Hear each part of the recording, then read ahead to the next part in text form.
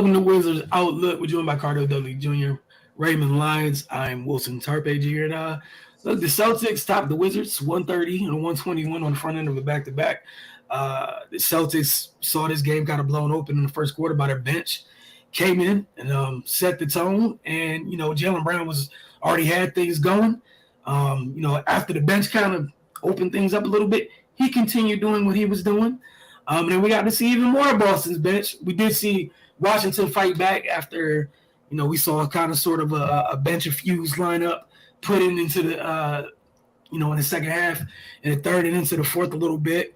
Then Boston went and pulled back some of their starters who kind of thought their nights were done, came back in, pushed the lead back up enough, and, that 9-point differential is not exactly a good reflection of how close or not close the game truly was. That said, Washington falls to 10-10 on the year. Boston moves to 16-4. Washington got a great look at what the top of the East looks like, even though Boston was without one Jason Tatum. Ray, we'll start with you tonight. Just your thoughts on tonight's game, and then we'll get to Cardell. I ain't even gonna waste a whole lot of words, man. It's just gutless. Like that's just what it boils down to. No pride. Guys just out there going through the motions. And when you go against a team that's locked in and is on a mission, this is the result you get. And at some point, guys got to be ashamed of themselves and want better. Until that happens, we're going to keep getting games like this. Talent is not the issue. It's just desire and discipline. And they're showing they're lacking severely in those areas, as well as leadership. Like it's just a bunch of guys out there playing basketball. Like this is this is professional malpractice at this point, man. Like they have no desire to win. They don't look like they know how to win. And it's crazy with a team with this many veterans and a guy making a quarter of a bill that these are the types of games you have. Like it's just unacceptable, man. They turn the ball over 4 times. They get to the line 33 times. They shoot about 50% from the field, and you get demolished because you don't play defense and die for loose balls and box out. And yeah, I don't know, man. So more power to them. Couldn't be me. If I'm one of those guys on that team and I'm going to practice every day and I'm busting my ass, like you gonna hit something, man. Like, and the fact that nobody has made it uncomfortable for anybody else yet, it just lets me know the state of this team. So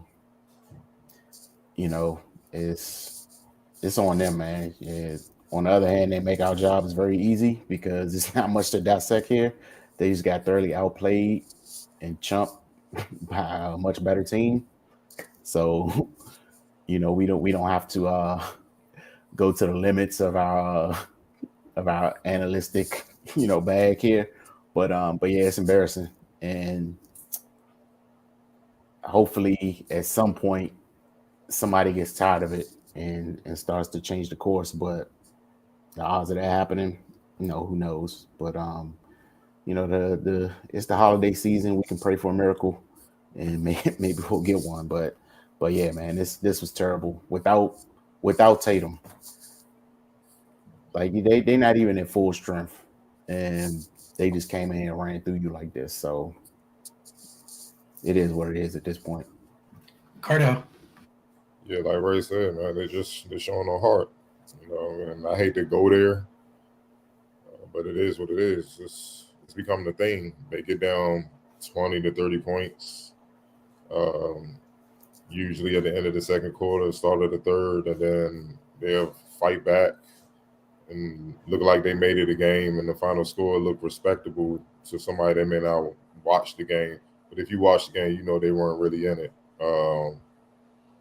It's just unacceptable, man. It's just old at this point. And you don't see any when these things happen. I start looking at any player showing like this ain't acceptable. Just showing some aggression and intensity, not even just how they play, even getting at their teammates, getting at the coach, just demonstrating that, man, I'm trying to win. Where y'all at? I don't see that. I don't see that. Like the bench in the second half, they especially after that third quarter, at the end of the third, they came alive. They started competing when he put Dotson in. Obviously, Goodwin always played the same. He always bring it. He's always one of the bright spots for the Wizards. He brings it. Pretty much set the starters and kept those guys in it. And they kind of got them back in the game, made it like a 15-point range where they can maybe make a move. But then as soon as Missoula put the starters back in, Jaylen Brown, it was back to business as usual. You know what I'm saying? They got the lead right back up. Jaylen Brown couldn't be stopped. No resistance. They soft, man. And look, let's call it what it is over the last few games. They fear no one inside with the Wizards. No one. They driving the scouting report, get in the paint, and good things will happen. Because you ain't got to worry about nobody coming in there really trying to take charges. No one's coming to try to block your shot consistently. You're either going to get a layup or you're going to be able to kick it out for some open threes. Or you're going to get fouled. Possibly some plays is 2 or 3. You know what I'm saying? It's just, it's no point in getting angry about it or, getting bent out of shape about it, because if they don't care enough to try to change it, why should, we try? You know what I'm saying? And, we just got called it like it is, man. They're professionals, man. And to lose like this to the Celtics, even though you're down Kuzma, I get it, but you still had your first 2 options, Beal and Porzingis. Whereas the Celtics were down, like I said, option 1A. I consider Tatum and Brown to be their number 1 options.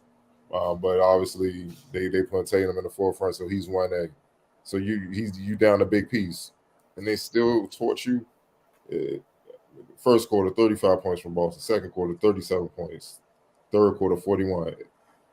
It got worse as the game went on. You feel what I'm saying? It's just unacceptable, man. I mean, it ain't much to say, man. Like, until they show some pride and some heart, this is gonna continue to happen, man. And they lucky that Missoula was being nice. Because if he kept Jaylen Brown, Horford, and those guys in the game, it would have easily been about. They could have easily got to 150. It was that bad, like seriously. To allow 130 points in the game, come on, man. Come on, dog. It's getting bad. So, they can't be depressed or something. They got another game tomorrow. It's the Timberwolves at the crib. We're gonna see how they go. We're gonna see how they rebound. We're gonna see how they adjust and their mindset is or whatnot. But the way they've been playing the last few games, and it's some changes will be made. Will have to be made, because you can't just sit back and let everything just go down the toilet like this, man. Like the season just go away. Because as teams are getting better and our scouting reports and their adjustments are, chemistry is building, the adjustments are being made, teams getting healthier, stuff like that as the season goes along, it's just going to get worse and worse for the Wizards until they do some soul searching and just decide that no more. And we'll see if that's the case pretty soon. On to player of the game, I must ask. I'm going to take a wild guess. Jaylen Brown? That's a pretty fair assumption. Yes. Okay, all right. X Factor, there's so many different choices for this.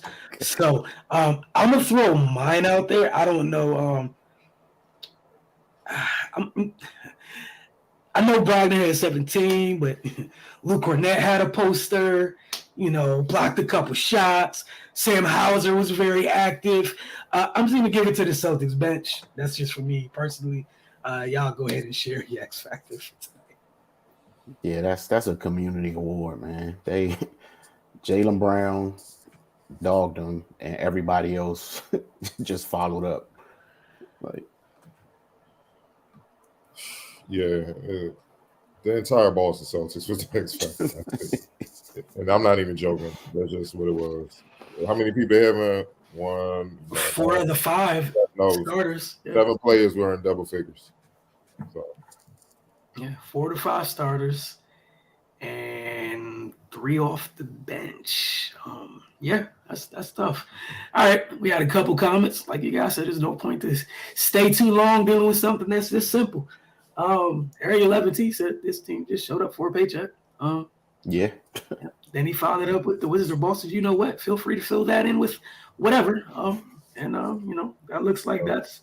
Like I said, I'm in it with this. Celtics locked in on trying to get a championship. The Wizards trying to find themselves, and you saw the difference tonight.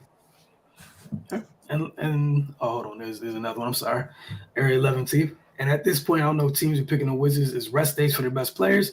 But if not, I need the Wizards to give me louder numbers because they're straight lucky. No, they are. They are. Yeah, it's obvious. They're going on a while. Like, yeah, they are. Which again, like Cardell said, right, we were talking about during the broadcast. I'm just interested to see when they decide what the direction is or what the course of action is. However, this continues to go, because through 20 games, yeah, you're 10-10, but you guys already touched on many of the subjects. We talk about it almost after each and every game. You can't live like this for the entire season. So something's gonna change. We'll see. It's just been mediocre the last few years, man. Like, people tired, bro. Like, look at the arena. Let's keep it real. When we in the arena, there are more fans for the opposition team. It's more fans showing up for them than they are the home team. For most people that's coming to the game that's local, they indifferent. They just there, to do something to do, just to hang out at night. You feel what I'm saying? It's just a spot. You know what I'm saying? That's how they're viewing it. It's not the players have to change that. They have to change that. The organization, like something, everybody has to do something, man. Because it's getting, like, think about it, we're getting numb to it. It's like, they down by 30. They probably make them run, make it close, and then they just finish them off. So, man, it's just bad, man. Like, this is unacceptable.